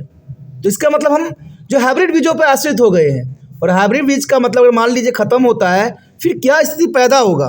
तो ये बहुत बड़ी जो है हम संकट की तरफ चल रहे हैं और इस बात का एनालाइज शायद कोई नहीं करता है। तो इससे उत्पादन की उच्च लागत बढ़ जाती है, जिसके कारण जो है किसानों के लिए बहुत बड़ी चुनौती आने वाला समय में देखने को मिल सकता है। अगर हम अंतिम बात करें तकनीकी अंतर पर, तो भारत में सभी किसानों के पास ठीक कृषि जैसी उत्पन्न तकनीक का पहुंच नहीं है। आज बहुत से किसान ऐसे हैं जिनके पास संसाधनों की अभाव है, क्योंकि उनके पास जोत कम है, इसलिए वो संसाधनों का उपयोग नहीं कर सकते, जो उत्पादक और दक्षता बढ़ाने की उनकी क्षमता को सीमित कर सकती है। और देखा जाए तो कई किसान जो होते हैं अपने पुराने टेक्नोलॉजी पर आश्रित है, जिनके कारण जो है उत्पादन अच्छे से नहीं हो पा रहे हैं। Question on your screen, the question here, wetland. You know that the most important information here, wetlands and characteristics here. First of all, you know that wetland are those area where the soil is covered with the water can present near the ground throughout the year. You know that, you understand? The wetland are those area where the soil is covered with the water or can be present near the ground throughout the year. It supports both a terrestrial and aquatic species. You know that there is a support here both the terrestrial and aquatic species here, and they vary widely depending on the climate, soil, vegetation, hydrology and chemistry, and human disturbance. That's important here. There is a climate, soil, vegetation and hydrology, chemistry as a human disturbance. There is dependent here, and this area can be found from to the tundra to be a tropics apart from the Antarctica. You know that is found from tundra to the tropics apart from the Antarctica. The water found in the wetland is two types. The water found in the wetland land is a type here. It is a either brackish salty water or fresh water. You know that's important. Brackish water, salt water and fresh water. And let's see characteristics of wetland here. The characteristics of wetland on your screen. The wetland can be found in a variety of setting. The wetland can be found in a variety of setting, including rivers and the lake, coastal area and inland depression. That's most important characteristics of wetland here. And the next here, they are characterized by the presence of water loving plants. The water loving plant on this area and hydrophytes. That's the most important characteristics here. The waterland is a wetland is the most important plant. There is a water loving plant and hydrophytes which have adopted to be wetland environment, and by developing specialized features such as a floating leaves, the floating leaves and waterlogged stem and oxygen transport system. You know that is the most important characteristics is a wetland plant here. And the next here, this plant supply a variety of ecosystem service such as a nutrient cycling, carbon and sequestrations and habitat for a wildlife. You know that's important. There is a nutrient cycling is present here on ecosystem and carbon sequestrations and habitat for a wildlife. Wetland are also is a degraded by there is a hydric soil which are the characterized by the situations of flooding for extended periods and the development of anaerobic condition. That's important. The development of anaerobic means without a presence of oxygen, and that favor the growth of microorganism. The microorganism growth here without of oxygen, such as a bacteria, fungus that are responsible for decomposing organic matter. That's important. Such a bacteria as a fungi that are responsible for the decomposing organic matter. These soil are important for regulating their water balance of wetland, as they can store and release water over to time, and also for supporting the growth of wetland vegetation. That's important.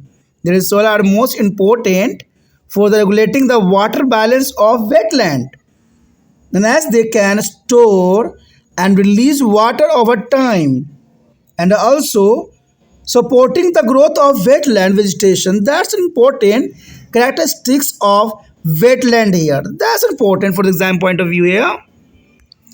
यहाँ पर जो हमारे समक्ष question आया है कक्षा 10वीं NIS board के बच्चों के लिए काफ़ी महत्वपूर्ण है, और ये जो है सोशल साइंस का क्वेश्चन है, और देखा जाए तो क्वेश्चन काफ़ी महत्वपूर्ण है। और हमारे समक्ष जो क्वेश्चन है वो काफ़ी महत्व रखेगा कि आर्द्रभूमि। देखिए, आर्द्रभूमि का मतलब होता है वेटलैंड, जहाँ पर ऐसी कंडीशन बनते हैं जहाँ वाटर भी होती है और लैंड भी होता है, इसलिए हम इसको वेटलैंड कहते हैं या आर्द्रभूमि भी कह सकते हो। देखा जाए तो आर्द्रभूमि वह क्षेत्र है जहाँ की मिट्टी पानी से ढकी रहती है, यानी जहाँ की मिट्टी पानी से ढकी रहती है या पूरे वर्ष ज़मीन के पास मौजूद रह सकती है।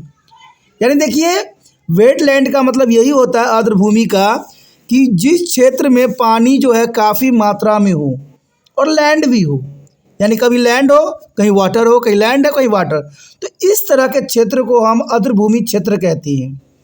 और यह स्थलीय और जलीय दोनों प्रजातियों का समर्थन करता है, यानी इसमें जल में रहने वाले जीव भी होते हैं और ज़मीन पर रहने वाले जीव जंतु भी होते हैं, यानी स्थलीय और जलीय दोनों प्रजातियों का ही समर्थन करता है अर्धलैंड। और वो जलवायु, मिट्टी, वनस्पति, जल विज्ञान, रसायन विज्ञान और मानव अशांति के आधार पर व्यापक रूप से भिन्न होते हैं। तो ऐसे लैंड बहुत काफ़ी महत्वपूर्ण होते हैं जीव जंतु के लिए, और इसे आदर्श लैंड भी कह सकती हो। ये क्षेत्र अंटार्कटिका के अलावा टुंड्रा से लेकर उष्णकटिबंधीय क्षेत्र तक पाए जा सकते हैं। तो ये देखा जाए तो काफ़ी इसकी लंबी इतिहास आ जाती है कि ये जो है अंटार्कटिका के अलावा टुंड्रा के क्षेत्रों में भी, उष्णकटिबंधीय क्षेत्रों में भी इसको पाया जाना स्वाभाविक होती है। आर्द्रभूमि में पाए जाने वाले पानी दो प्रकार के हो सकते हैं, यह तो खारा हो सकता है या खारा पानी या मीठा पानी। तो देखा जाए तो ये आर्द्रभूमि काफ़ी महत्वपूर्ण क्षेत्र हो सकते हैं हर एक जीव जंतु के लिए, क्योंकि यहाँ पर जीव जंतु की आवश्यक सारी सामग्री उपलब्ध होती है। यहाँ पर पानी की भी उपलब्धता होती है, तो यहाँ जो है ज़मीन के क्षेत्र भी पाए जाते हैं, और ये एक आदर्श जगह होता है जहाँ पर जीव जंतु को फलने फूलने में काफ़ी मदद करता है। और ये दोनों तरह के जीव जंतुओं को सपोर्ट करती है, चाहे वह स्थलीय हो या जलीय हो, क्योंकि देखा जाए तो ये क्षेत्र अंटार्कटिका के बहुत से क्षेत्र इसके अंतर्गत आते हैं, और साथ में देखा जाए तो टुंड्रा से लेकर उष्णकटिबंधीय क्षेत्र तक भी इसका अपनी महत्वपूर्ण स्थान है। और यहाँ पर जो पानी पाई जाती है, या तो पानी खारा होती है, खारा पानी देखी जा सकती है, और इवन कि यहाँ पर खारा पानी के साथ साथ मीठा पानी भी होना काफ़ी महत्वपूर्ण इन क्षेत्र को बना देती है। चलिए अब देखते हैं इसकी क्या विशेषताएं हैं। हमारे समक्ष आ गया है कि आर्द्रभूमियों की क्या विशेषताएं हो सकती है। अगर हम पहली विशेषता की तरफ अगर ध्यान आकर्षित करें तो कहते हैं आर्द्रभूमियाँ विभिन्न प्रकार की सेटिंग में पाई जा सकती है, यानी आर्द्रभूमियाँ जो है विभिन्न प्रकार की सेटिंग में पाई जाती है, जिनमें नदियाँ और झील, तटीय क्षेत्र और अंतर्देशीय अवसाद शामिल होते हैं। तो ये काफ़ी महत्वपूर्ण बात है कि आर्द्रभूमियाँ विभिन्न प्रकार की सेटिंग में पाई जा सकती है, जिनमें नदियाँ और झीलें और तटीय क्षेत्र और अंतर्देशीय अवसाद शामिल होते हैं। उनकी विशेषता पानी से प्यार करने वाले पौधे जो हाइड्रोफाइटा की उपस्थिति है, यानी देखा जाए तो इस क्षेत्र में जो पौधे उगते हैं वो पानी से बहुत ही प्यार करते हैं और इनको हम हाइड्रोफाइटा के कैटेगरी में सम्मिलित करते हैं, जिन्हें तैरते हुए पत्ती, पानी से भरे तने और ऑक्सीजन के परिवहन प्रणाली जैसे विशेष विशेषता विकसित करके आर्द्रभूमि पर्यावरण के लिए अनुकूल हो जाते हैं। यानी देखा जाए तो इस क्षेत्र में ऐसे पौधे होते हैं जो पानी के ऊपर तैरते हैं, जैसे कमल आपको पानी पर तैरते हुए नज़र आता है, उसी प्रकार के पेड़ पौधे जो होते हैं यहाँ पर उगते हैं और ये पौधे जो है पानी के अंदर ही होते हैं क्योंकि इनको पानी से बहुत ही प्रेम होता है। इसलिए इसको साइंटिफिक तौर पे देखा जाए तो हाइड्रोफाइटा की कैटेगरी में हम इसको बांट सकते हैं और देखा जाए तो ये आर्द्रभूमि पर्यावरण के लिए अनुकूल बना लेते हैं अपने आप को। और इसके साथ देखा जाए तो ये पौधे विभिन्न प्रकार की परिस्थिति तंत्र सेवा प्रदान करते हैं, यानी पहाड़ी तंत्र में इनका महत्वपूर्ण योगदान होता है क्योंकि ये पौधे जो होते हैं हर एक जीव जंतु के लिए आश्रय के साथ साथ भोजन भी प्रदान करते हैं। इसलिए देखा जाए तो इस क्षेत्र में जो पौधे उगते हैं वो पहाड़ी तंत्र की महत्वपूर्ण सेवा प्रदान करते हैं, जैसे पोषक तत्व चक्रण, कार्बन पृथक्करण और वन जीवों के लिए आवास। तो ये काफ़ी महत्व रखता है क्योंकि जो वेटलैंड के ये क्षेत्र होते हैं वो सभी के लिए आदर्शमय सिद्ध होते हैं। वेटलैंड की उनकी जलयुक्त मिट्टी द्वारा भी पहचाना जा सकता है, यानी अगर हम अर्धभूमि की पहचान करना चाहें तो वो मिट्टी के आधार पर भी पहचाना जा सकता है, जो विस्तारित अवधि के लिए संतृप्त या बाढ़ या अवायवीय स्थिति के विकास की विशेषता से जो बैक्टीरिया और कवक जैसे सूक्ष्म जीवी के विकास को बढ़ावा देता है। यानी देखा जाए तो आप वेटलैंड के वो क्षेत्र भी मान सकते हो जिनकी मिट्टी जो होती है काफ़ी गीली होती है और ये वेटलैंड के अंतर्गत ही आता है। और यहाँ पर सबसे महत्वपूर्ण बात ये रहती है कि यहाँ पर अवायवीय यानी जो ऑक्सीजन के उपस्थिति में जो है जंतु रह सकते हैं, ऐसे जीव जंतु काफ़ी देखने को मिल जाता है। और इसमें सबसे महत्वपूर्ण होता है बैक्टीरिया और कवक, क्योंकि बैक्टीरिया और कवक जैसे सूक्ष्म जीव का विकास को यहाँ पर काफ़ी बढ़ावा मिल जाती है क्योंकि अवायवीय स्थिति होती है, इसलिए बैक्टीरिया और कवक जो है बहुत आसानी से पनपने लग जाते हैं, जो कार्बनिक पदार्थ को विघटित करने के जिम्मेदार भी माने जाते हैं। तो देखा जाए तो वेटलैंड के ये स्थान काफ़ी महत्वपूर्ण होते हैं और ये मिट्टियाँ आर्द्रभूमि के जल संतुलन को भी विनियमित करने के लिए महत्वपूर्ण होती है। आप सोच रहे होंगे कि ये मिट्टी जो है आर्द्रभूमि की जल संतुलन कैसे करता है, तो इस बात के लिए आप समझ सकते हो कि वह पानी के साथ जो है पानी जमा भी करते हैं, यानी समय के साथ धीरे धीरे पानी जमा कर लेते हैं और ये पानी जो होता है पौधों के लिए कितनी महत्वपूर्ण हो सकती है ये आप समझ सकते हो। और भी छोड़ भी सकते हैं। अर्धभूमि वनस्पति के विकास का समर्थन भी करता है क्योंकि आपको पता ही होगा कि ये क्षेत्र जो होते हैं अर्धभूमि क्षेत्र यानी वेटलैंड, वो धीरे धीरे पानी को जो है एकत्र कर लेते हैं, जो पौधों के लिए काफ़ी महत्वपूर्ण होते हैं और ये पौधे ग्रोथ में काफ़ी महत्वपूर्ण योगदान भी देते हैं। तो इस प्रकार जो है अर्धभूमि भूमि जो होती है वो पौधे के लिए एक आदर्शमय स्थान होती है क्योंकि यहाँ पर हर तरह के पेड़ पौधे उग जाते हैं बहुत आसानी से, तो यहाँ पर जीव जंतु के लिए भी बहुत तरह के सुविधाएं मिल जाता है। इसलिए जो अर्धभूमि की अपनी एक महत्वपूर्ण स्थान है और ये बहुत काफ़ी ज़रूरी भी है। Science, you know that question on your screen, the question here a principle related to the Gandhian thought here. That's important. Gandhian thought. That's important for the exam point of view here. The first thought on your screen, the non-violence. The non-violence mean to the ahimsa. Ahimsa, there is a non-violence. The Gandhi is a unwavering commitment to be non-violence. Gandhi has unwavering is a commitment to be non-violence and goes beyond physical harm. It extends to be avoiding emotional, psychological and societal violence here. Its impulse is resolving conflict through the dialogues and understanding rather than the resorting to aggression. That's important here. Non-violence, there is a first a principle of Gandhian thought here. And the next here, truthfulness, it means to the Satya. Second here, truthfulness, Satya.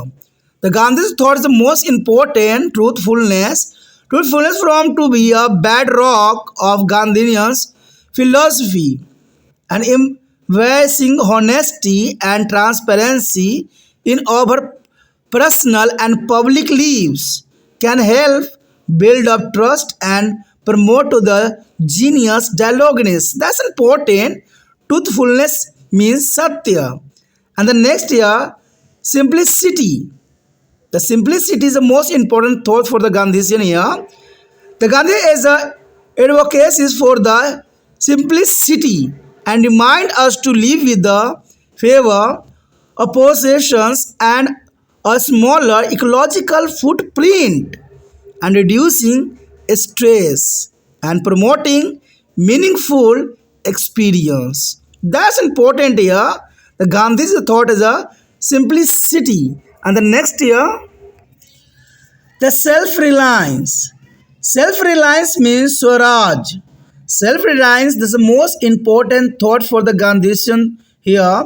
The Gandhis are accompanied to the self-reliance as mean to the empowerment, and it is encouraged to us to take a charge over own destinies and be a resilient in the face of challenges. That's important. The self-reliance mean to Swaraj.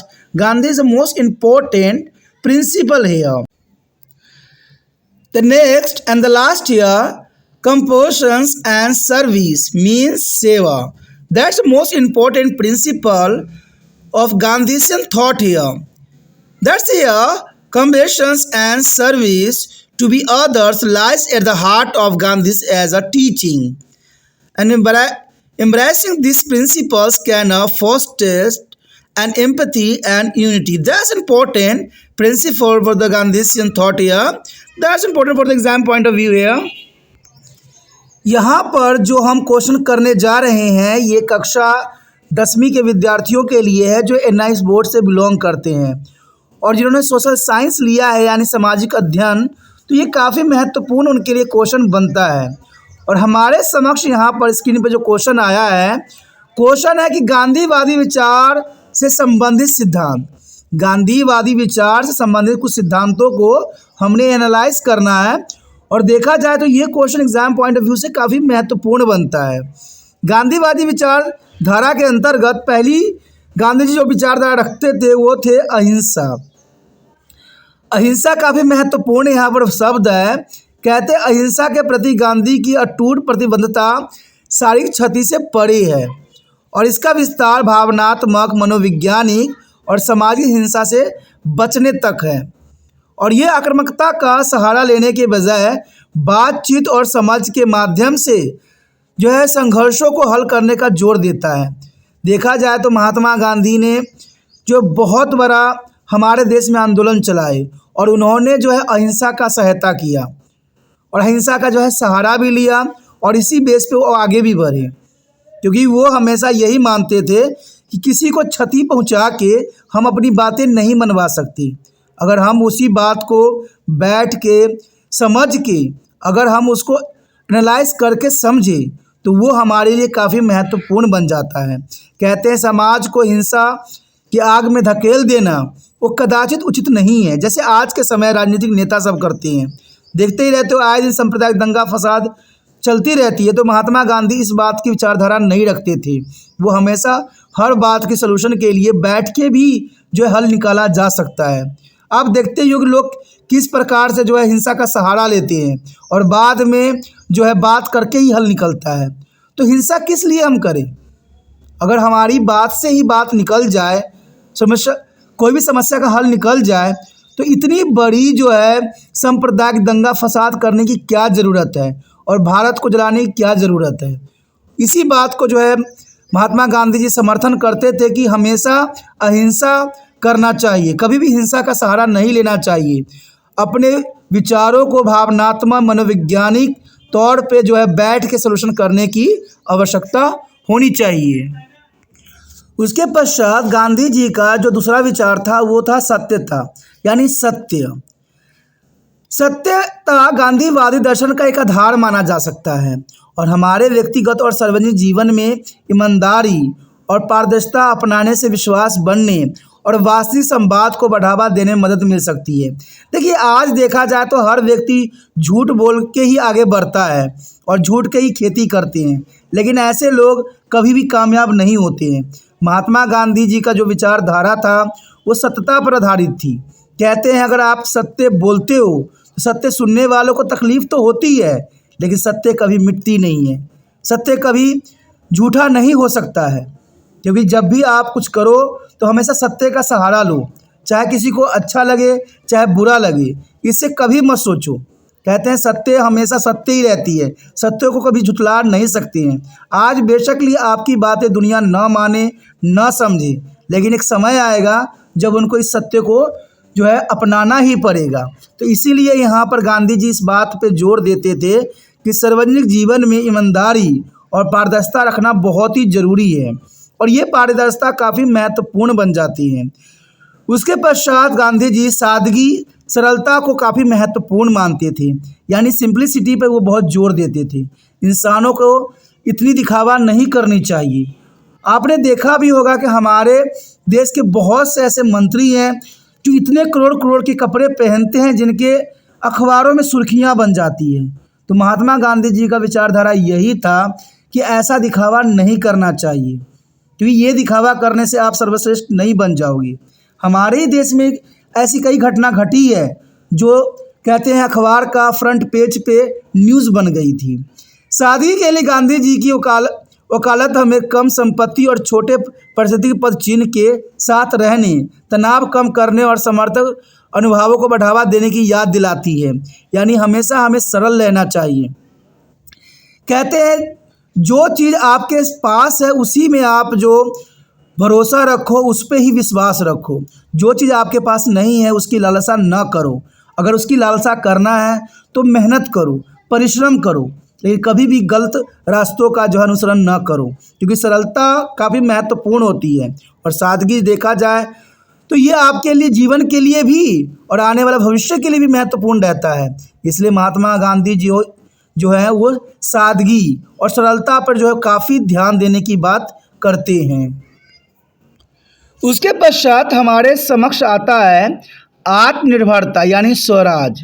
देखा जाए तो महात्मा गांधी जी जो थे वो आत्मनिर्भरता की बात करते थे। आत्मनिर्भरता का मतलब होता है कि जो हमारे समक्ष संसाधन है हम उसी का उपयोग जो है भली भांति और विवेकपूर्ण करें, जिससे हम आत्मनिर्भर हो सकें। कोई व्यक्ति आत्मनिर्भर तब होता है जब वो स्वयं के लिए जो है काम अर्जित कर लेता है। लेकिन आज देखिए हम सब जो है सरकार की तरफ टकटकी लगा के देखते रहते हैं कि सरकार जब हमें सरकारी नौकरी देगी तो हम करेंगे, तो ऐसे में भविष्य आगे नहीं बढ़ सकता है। गांधी जी ने सशक्तिकरण के साधन के रूप में आत्मनिर्भरता की वकालत की है, और यह हमें अपनी स्थिति को जिम्मेदारी स्वयं लेने और चुनौती का सामना करने के लिए लालिच बनाने के लिए जो है काफ़ी प्रोत्साहित करता है। कहते हैं जो इंसान आत्मनिर्भर हो जाता है उसे दूसरे की ज़रूरत नहीं पड़ती है, और यही महत्वपूर्ण है।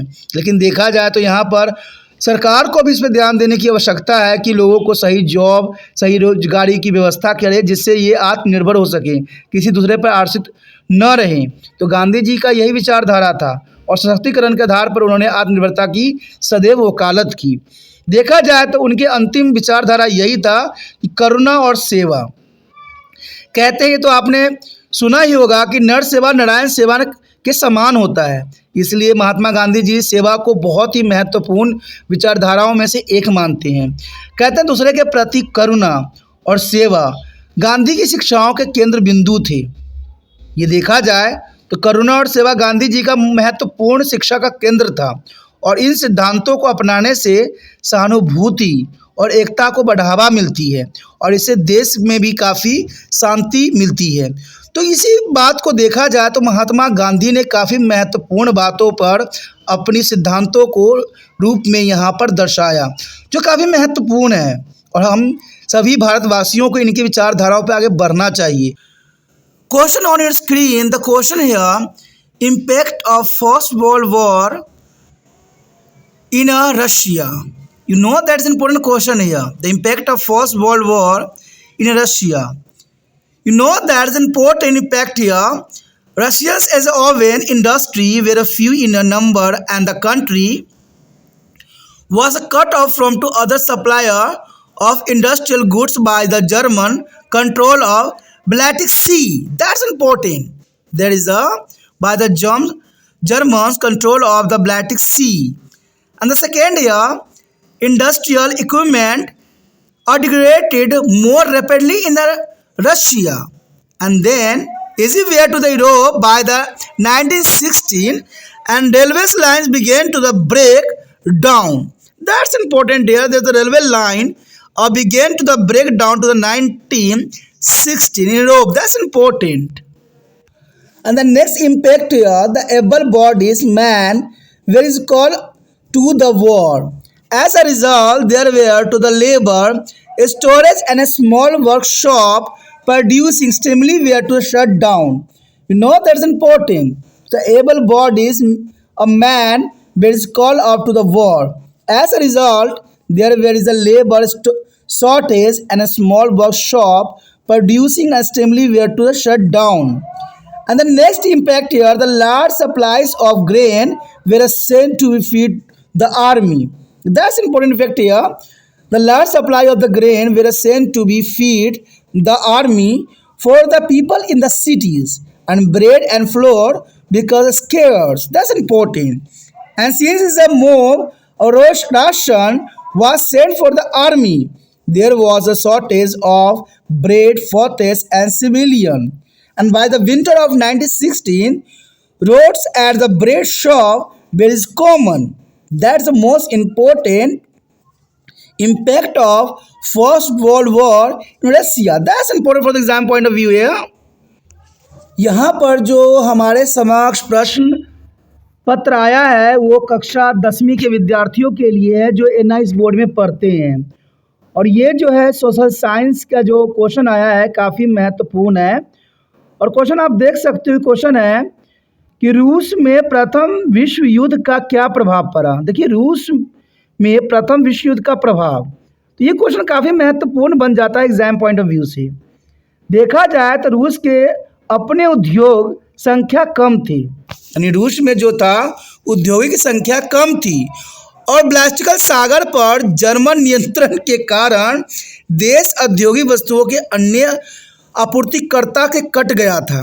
ये काफ़ी महत्वपूर्ण बात आ जाता है, एक बहुत बड़ा प्रभाव था कि रूस के सामने जो है अपने उद्योग संख्या बहुत कम थी, और ब्लास्टिक सागर जर्मनी नियंत्रण के कारण जो ब्लास्टिक सागर था उस पर जर्मनी ने जो है अपना नियंत्रण कायम कर लिया, जिसके कारण औद्योगिक वस्तुओं और अन्य आपूर्तिकर्ताओं से कट गया। यानी रूस का है बिल्कुल ही यहाँ पर उद्योग तहस नहस कर दिया जर्मनी ने। देखा जाए तो यूरोप में अन्य जगहों की तुलना में रूस में औद्योगिक उपकरण अधिक तेजी से विकसित हो रही थी। यानी देखा जाए तो ये काफ़ी महत्वपूर्ण प्रभाव देखने को मिला कि यूरोप में अन्य जगहों की तुलना में रूस में औद्योगिक उपकरण अधिक तेजी से विकसित हो रही थी, और 1916 तक रेलवे लाइन टूटने लगी थी। 1916 तक जो है रेलवे लाइनों की जो है टुकड़े टुकड़े हो गए, जिसके कारण जो है रूस में प्रथम विश्व युद्ध का बहुत गहरा प्रभाव देखने को मिला। देखा जाए तो समक्ष व्यक्तियों के युद्ध के लिए बुलाया गया। यहाँ पर जैसे युद्ध हो रहा था तो सक्षम व्यक्ति जो थे उनको बुलाया गया युद्ध के लिए, जो काफ़ी महत्वपूर्ण था। और क्योंकि युद्ध में सक्षम व्यक्ति ही युद्ध कर सकते थे, तो ये बहुत ही महत्वपूर्ण प्रभाव देखने को मिला, और इसका परिणाम स्वरूप ये हुआ कि श्रमिकों की कमी हो गई। अब देखिए, सारे व्यक्ति युद्ध में लग जाएंगे तो जो व्यक्ति श्रमिक थे उनको भी युद्ध में जो है लपेट लिया गया, तो इससे श्रमिकों की कमी हो गई, और आवश्यक वस्तुओं का उत्पादन करने वाले छोटे कार्यशालाएं बंद हो गई, जिसके कारण जो है रूस पे बहुत ही घातक प्रभाव देखने को मिला। देखा जाए तो सेना को खिलाने के लिए अनाज की बड़ी आपूर्ति भेजी गई, और शहरों में लोगों के लिए रोटी और आटा दुर्लभ हो गया। तो ये बात तो आप समझ ही गए होंगे कि उस समय जो भी व्यक्ति श्रमिक था या किसान था उसको युद्ध में जो है झोंक दिया गया, जिसके कारण जो है जो उत्पादन करते थे अब वो युद्ध करने लगे, और युद्ध करने के कारण वहाँ पर उत्पादन नहीं हो रहा था। और आप समझ सकते हो कि इतनी बड़ी सेना को भोजन कराना बहुत ही दुष्कर्म कार्य था और इसके लिए शहर के जितने भी राशन थी वो ख़त्म हो गई और शहर में देखा जाए तो रोटी और आटा दुर्लभ होते चले गए, जिसके कारण ये बहुत ही घातक प्रभाव प्रथम विश्व युद्ध में देखने को मिला। क्योंकि सेना के लिए राशन भेजा गया था, इसलिए नागरिकों के लिए रोटी की कमी थी और 1916 की सर्दी तक ब्रेड की दुकानें पर दंगे आम हो गए थे। यानी वहाँ पर देखा जाए तो 1916 में कोई भी दुकान पर ब्रेड लेने के लिए लोग हाथापाई करने लगे, एक दूसरे को खाने के लिए जो है मारने लग गए। तो देखा जाए तो यहाँ पर ऐसे ही हो गया जैसे ऐसी विकट समस्या कभी देखने को न मिली, जहाँ पर एक रोटी के लिए कई व्यक्ति जो थे जिम्मेवार होने लगे, एक दूसरे पर जो है कत्लेआम हमला करने लगी। तो ऐसी दुर्दशा शायद ही हमें कभी देखने को मिला हो। लेकिन देखा जाए तो प्रथम विश्व युद्ध में रूस में ऐसी हमें सिचुएशन देखने को मिला और शायद ऐसी सिचुएशन से कहते हैं किसी ने शिक्षा नहीं लिया और उसके बाद सेकेंड विश्व युद्ध हुआ, उसके बाद थर्ड विश्व युद्ध की तरफ ही अग्रसर हैं। तो देखा जाए तो इनको कभी भी कोई चीज़ की शिक्षा नहीं मिलती है कि युद्ध से जो है हमेशा नुकसान होती है, फ़ायदा किसी को भी नहीं होता। इसलिए कभी भी हमें युद्ध का सहारा नहीं लेना चाहिए। तो ये question exam point of view से काफ़ी महत्वपूर्ण था। अगर आपको समझ में आया, अच्छा लगा, तो जितना हो सके इस वीडियो को शेयर जरूर करें, क्योंकि शेयर ही दूसरे बच्चों का केयर है। पहली बार मेरे चैनल पे आए हो, पहली बार वीडियो देख रहे हो, समझ में आ रहा है, अच्छा लग रहा है और चाहते हो कि और भी वीडियो आपको इसी प्रकार प्राप्त होता रहे, तो जनरल सी बात है दोस्तों, चैनल को सब्सक्राइब करके मोबाइल में सेव करें, क्योंकि सेव कीजिएगा तभी जो है आपको हर वीडियो का नोटिफिकेशन मिल पाएगा। अगर सेव नहीं कीजिएगा तो नोटिफिकेशन आपको नहीं मिलेगा और कई वीडियो से आप अनभिज्ञ रह जाइएगा। और आपको तो पता ही होगा कि तिरपान स्टडी सेंटर 6वीं कक्षा से लेके तो MA तक के बच्चों के लिए एक महत्वपूर्ण प्लेटफॉर्म है, जो सारे वीडियो आपको जो है प्लेलिस्ट में बहुत ही आसानी से मिल जाता है। तो सोचिए नहीं, विचार न कीजिए, अभी तिरपान स्टडी सेंटर को सब्सक्राइब करके अपने मोबाइल में सेव कीजिए।